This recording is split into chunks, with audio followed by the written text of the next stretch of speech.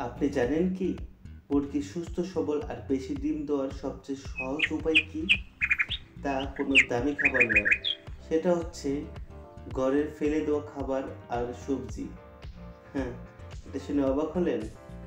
আচ্ছা, পুরো ভিডিওটি দেখুন। ঘরের বেঁচে যাওয়া ভাত, সবজি আর ফলের খোসা এইসব মুরগির খুব পছন্দের খাবার। এতে থাকে প্রয়োজনীয় কার্বোহাইড্রেট আর পুষ্টি, যা তাদের শক্তি ও ওজন বাড়াতে সাহায্য করে। এই খাবারগুলো একদিকে যেমন খরচ কমায়, ঠিক অন্যদিকে আপনার খাবারের অপচয় রোধ করে। তবে খেয়াল রাখবেন, পুরনো বাসি বা পচা খাবার মুরগিকে একেবারেই দিবেন না। সবুজ সবজি মুরগির জন্য প্রাকৃতিক ওষুধের মতো। এগুলো তাদের হজম শক্তি বাড়ায়, শরীর ফিট রাখে আর ডিমের মান উন্নয়ন করে। পালং শাক, গাজরের খোসা, বাঁধাকপি এসব সবজি মুরগির জন্য দারুণ পছন্দের।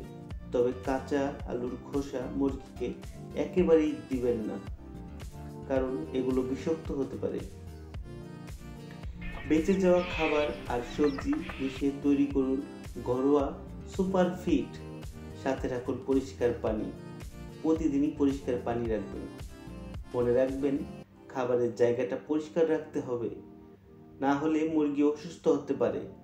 আর খেয়াল করুন মুরগি কোন খাবার পছন্দ করে এবং কোন খাবার পছন্দ করে না। মুরগির পছন্দ অনুযায়ী তাদেরকে খাবার দেওয়ার চেষ্টা করবেন।